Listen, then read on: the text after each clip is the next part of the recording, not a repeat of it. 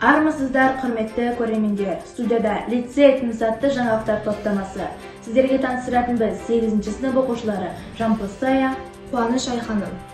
Тіл мен тарих ғасырлардың куәсі 2023 жылдың 12 қаңтар күні Жібек жолы мектеп лицейінің қазақ тіл мен әдебиет тарих пәндер бірлестігі айлығының тіл мен тарих ғасырлардың куәсі тақырыбында салтанатты ашылу болды.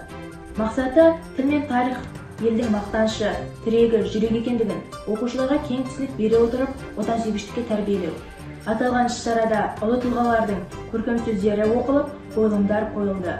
Келген қонақтарымызға бауырсақ пати ұйымдастырылды. Жібек жолы мектеп лицейі кітапханасы жаңадан түскен кітаптарды насихаттау мақсатында жаңа кітап, жаңа сыр атты кітап көрмесін ұйымдастырды. Мақсаты жаңа әдебиеттермен таныстыру, насихаттау, кітап оқу мәдениетіне тәрбиелеу. Көрмеге түрлі саланы қамтитын кітаптарға библиографиялық шолу жасалды. Білімнің қайнар көзі, сырға толы ғажайып әлем атты тақырыптарды құралған көрмеге тарихи және көркем әдеби кітаптар, балаларды адамгершілікке, отансүйгіштікке баулитын әңгімелер, өлең тақпақтар, танымдық әдебиеттер қойылды. 2023 жылдың 16 қаңтар күні қазақ тілі мен әдебиет және тарих пәндер бірлестігі айлығы аясында Алдаркөсе мен Байдың қоржынына сыйлық атты іс-шара өткізілді. Мақсаты оқушылардың пәнге деген қызығушылығын арттыру және функционалдық қабілетті дамыту. 2023 жылдың 19 қаңтар күні жас психолог үйірмесінің жетекшісі Жұманбаева Жаныл 11 сынып оқушыларымен ОПТ психологиялық дайындық жүргізу мақсатында өз эмоциямызды қалай басқарамыз атты психологиялық тренинг жүргізді. Мақсаты 11 сыныптарды қорытынды емтиханға дайындау, оларға эмоциялық қысымды түсіруге көмектесу, оқушыларға эмоция мен сезім адамның айналадағы өмір шындығына тигізер әсері туралы түсінік беру және эмоция мен сезімдерді қалай басқаруға болатындығын үйрету. Ағылшын тілі пәлім мұғалімі Риат Индит үйірмесінің жетекшісі педагог Шебер Харакованың ұйымдастыруымен оқуға құштар мектеп жоба аясында 11 сынып оқушыларымен қазақ жазушыларының биылғы мерейтойларына байланысты Мұхтар Әуезовтің Абай жолы, Ғабит Мүсіреповтің ұлпан шығармаларын көбірек оқуға үгіттеу мақсатында кітап оқу қажет тақырыбында онлайн шеберханада TEDx форматында кәсіби тәжірибесімен бөлісті. 2023 жылдың 20 қаңтар күні 7-9 сынып қыздар арасында ұлтыңды тәрбиелеймін десең қызыңды тәрбиеле атты қыздар жиналысы өтті.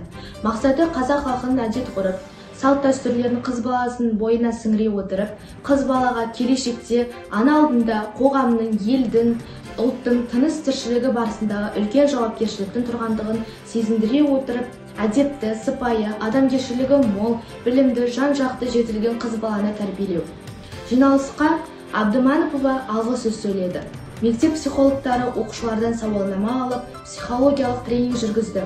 Аталған іс-шараға Шу қалалық емхананың гинеколог-дәрігері Аширова, психолог Расулова қыздарға медициналық тұрғыда кеңестерін айтты. Сонымен қатар мектебіміздің үлгілі ұстазы, қазақ тілі мен әдебиет пәні мұғалімі Лейла Адамбекова, зейнеткер ұстаздар Ақшабаева, Базарбекова қыздарға өз ақыл кеңестерін берді. 2022 жылы қаңтар айының 18 күні үйірме жұмыстарының тиімділігі және оның оқушылардың шығармашылық әлеуетіне әсері мақсатында үйірме жетекшілерімен бірлескен жиналыс өткізілді. Жиналыста мынандай мәселелер қарастырылды. Оқушылардың үйірме жұмысына қамтуы, оқушылардың сабақ кезіндегі үлгерімі және оның нәтижесі. Жиналыс барысында мектеп директоры Гүлбарам Тұрлыбек Қайшыбекқызы сөз алып, тәрбие процесін ұйымдастырудағы үйірме жұмыстарының алатын орны әрбір жекелеген үйірмелердің маңыздылығы туралы түйінді ойға тоқталды. Жиналыс соңында мектеп әкімшілігі үйірме жетекшілерінің сұрақтарына жауап берді. Жібек жолы мектеп лицейінде 1-ші сынып оқушылары кітапханаға саяхат жасап, оқырманымыз ретінде қабылданды. Бүлдіршіндер кітапхана ережесімен кітапты күтіп ұстаудың жолдарымен таныс болды. Өздерінің сүйікті кейіпкерлері жайлы қызықты кітаптар мен балаларға арналған журналдар топтамаларын қызыға тамашалады.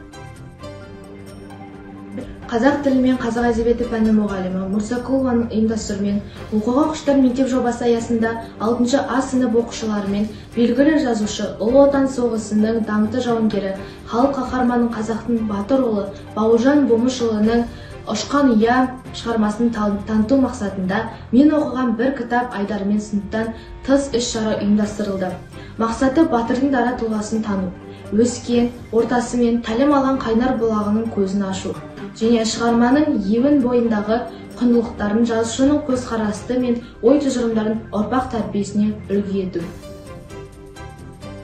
Шешеннің тілі шебердің безі. Қазақ тілі мен қазақ әдебиеті пәні мұғалімі Жания Алменованың ұйымдастыруымен шешендік сөз асыл ойдың өрнегі атты шешендік өнер сайысы өтті.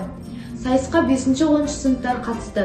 Оқушылар ұлы би шешендердің жыр толғауларын мәнерге алып жатқа айтты. Көрініс көрсетіліп, көрермендерді қызықтыра түсті. Сұрақтар қойылып, шешендік өнердің қырын аша білді. Оқушылар белсенді қатысып, дипломмен марапатталды.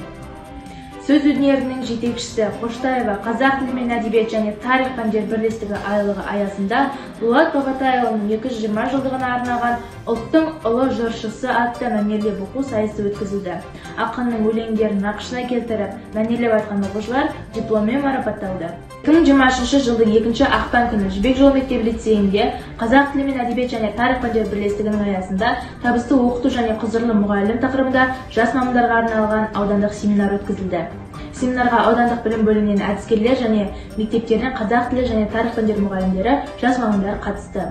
Аталған іс-шарада мектеп директоры Тұрлыбек Гүлбарам Қайшыбекқызы мұғалімнің кәсіби құзыреттілігін анықтау және деңгей бойынша іріктеу тақырыбында жас мамандарға оқыту семинарын жүргізді. Мектеп психологы Шауенова Шарбану келген қонақтарға көтеріңкі көңіл-күй сыйлау мақсатында тренинг өткізді. Қазақ тілі пәні мұғалімі Адамбекова Ләйлә, тарих пәні мұғалімі Бекболатова Эльмира шеберсін өткізді. Қазақ тілі мұғалімі Мырзакулова, тарих пәні мұғалімі Сенбекова ашық сабақтар өткізді. Семинар аясында жерлесіміз суретші, мүсінші Қали Қорғалысбаев пен көшбасшыға 100 сұрақ атты рухани кездесу ұйымдастырылды. Кездесуде оқушылар көшбасшыға АБД секторында сұрақтар қойып, өнердің қыр-сырынан хабардар болды. Өнер кездесудің соңында креативті сұрақ қойған оқушыларға жеке шығармашылығына туынды сыйлады. Және ұйымдастырудағы ұстаздар аудандық бөліммен алғыс хатымен марапатталды. Осымен жаңалықтар топтамасы аяқталды. Келесі кездескенше сау болыңыздар.